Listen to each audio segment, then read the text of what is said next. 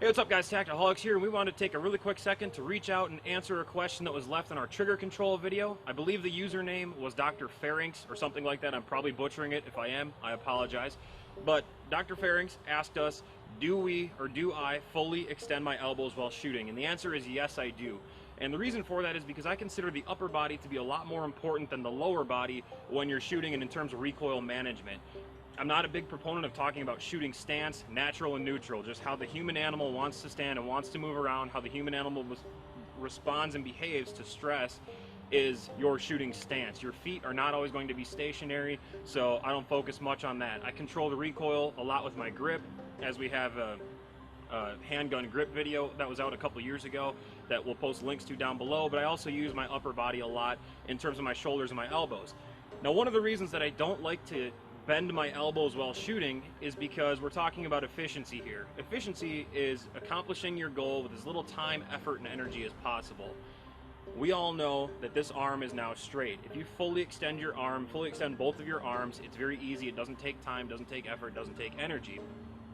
What happens when you start introducing some bend into your arms is you're compromising your ability to control recoil efficiently. Can you control recoil with a handgun with bent arms? Yes, absolutely you can. A lot of competition shooters do it. I know a lot of law enforcement military guys are probably going to comment and say that they were trained to bend their elbows and things like that, and that's just fine.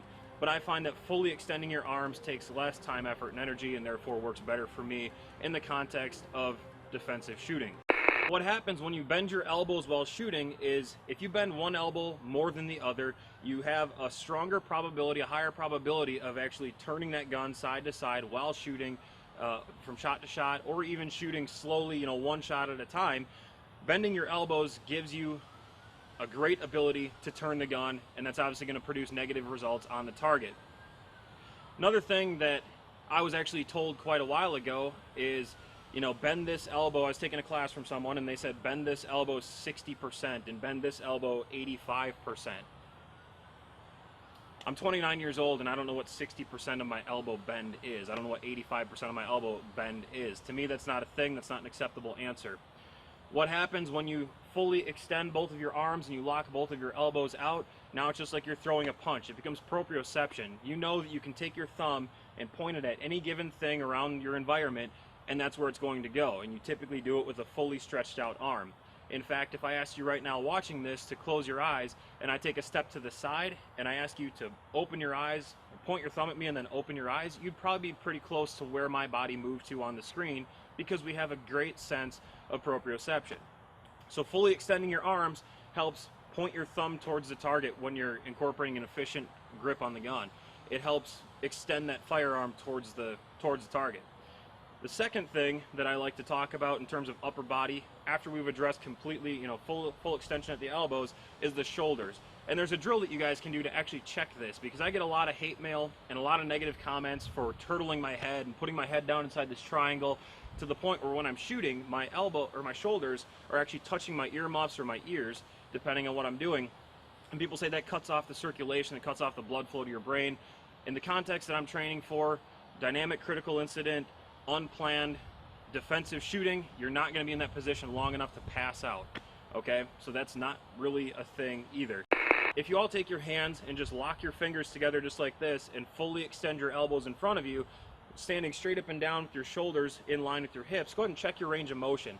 Obviously you can bring your hands quite a ways down, that's not hard, but check your range of motion up. You can bring your hands or bring your arms incredibly high up over your head. This allows for travel in the gun. The gun is in your hand. Everything that is behind the gun is either going to mitigate or accept that recoil. So once we have full extension on our elbows, the next most important thing that I want to talk about is engaging your shoulders, having active shoulders. So rolling your shoulders forward, getting your head down into this triangle. That's where I want your head. That's where I want my head when I'm shooting a gun.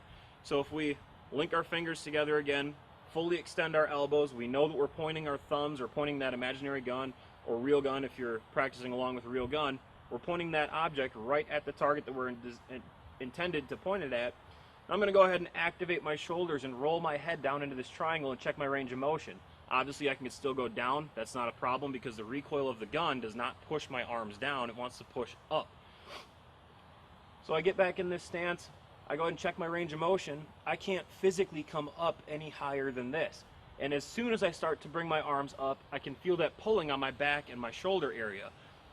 This is kinesthetic shooting. This is using your body to mitigate the recoil and the opportunity for that gun to recoil in any direction. So yes, it does choke off my blood flow or my circulation, my airway to a degree. I have never felt lightheaded from doing this, and I think that this is, again, the most efficient way to control recoil. I don't have to think about it. My body's natural reaction to stress is to orient towards the stimulus, orient towards the threat, be squared up to that, and you kind of get into a crouch position anyways. Your shoulders come up when you're tense, when you're scared, when something takes you off guard. And I'm also fully extending both of my elbows, again, something that I don't have to think about. Is this the only way to shoot a gun? Absolutely not. I'd be lying to you if I said that it was the only way, but in my opinion, my experience, and talking with the other guys at Tactiholics and other phenomenal instructors across the state and country, this is the most efficient way to shoot a handgun for defensive purposes. So Dr. Farinx, hopefully I didn't butcher your name too bad, and I really appreciate the comment that you left.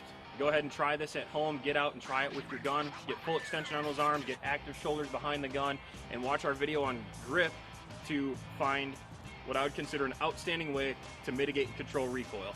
We'll see you all next time, and we never quit.